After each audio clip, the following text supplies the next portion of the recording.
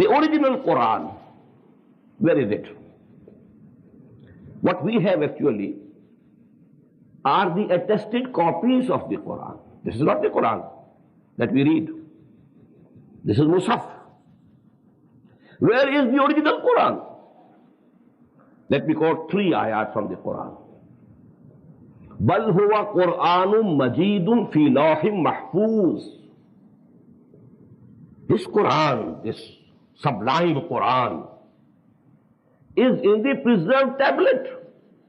Lawh mahfuz. Actual Quran is there. The original Quran is there. This is from Surah Al-Buruj.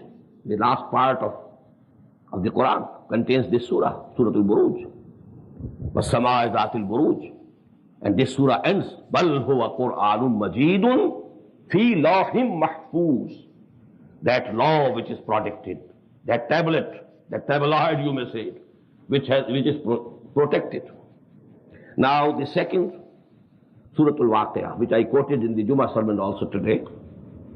إِنَّهُ لَقُرْآنٌ كَرِيمٌ فِي كِتَابٍ مَكْنُونٍ لَا يَمَسُّهُ إِلَّا الْمُطَهَّرُونَ. This is a glorious Quran. And this is there in the hidden book.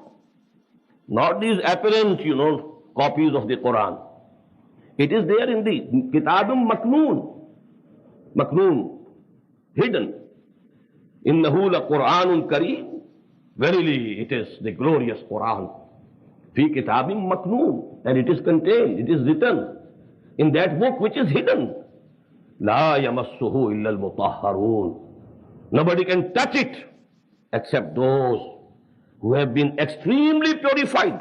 Who are they? They are the Malaika. Al-Malaikatul Muqarrabun. Only they can touch this book. Now, although from this ayah, the jurists of Islam, the fuqaha, have derived, an injunction that no Muslim should touch Quran when he is impure. He must be mutawaddi, he must be with wudu, he must be pure. Then he should touch. That is the legal interpretation, that is also valid. But what this ayah means, la yamassuhu illa al-mutahharun. And actually it pertains to the malaika. Kiramim barara. Those kiramim barara. In the last part we find that these wordings about those malaika. Bi'aydi safaratin kiramim barara. Those are the people. Those are the custodians of that hidden book. La yamassuhu illa al-mutahharun. But about the third ayah, let me mention here, there's another meaning also. You can read Quran, you can have some knowledge of it, you can be able to translate it, but you cannot reach the inner core of its guidance unless your inner personality has been purified.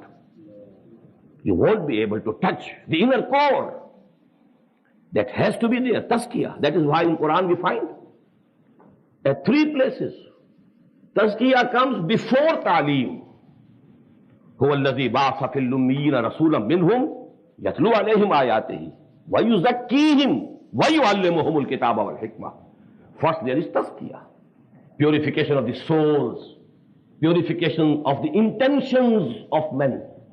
And then if you approach Quran, you will be able to approach its true spirit, the inner core of its meanings. Otherwise, you will just be going round and round. You won't be able to touch the inner spirit of the Quran. Anyhow, I was quoting only to the fact that this real Quran is in Lawh Mahfuz, according to ayat of Surah Al-Buruj, in Kitabim Maknoon, according to ayat of Surah Al-Waqi'ah, and the third, that is from Surah Zukhruf. Innahu fi ummil kitab ladayna la'aliyyun hakim. This is actually in the mother book, ummil kitab. The mother book which is with us. Ladayna. It is with us. La'aliyyun hakim. It's very high, very exalted. And profound wisdom is there in it. So actually the real book is with Allah. The real book, the real Quran is in the custody of the Safaratin Kiramim Barara. Only they can touch it.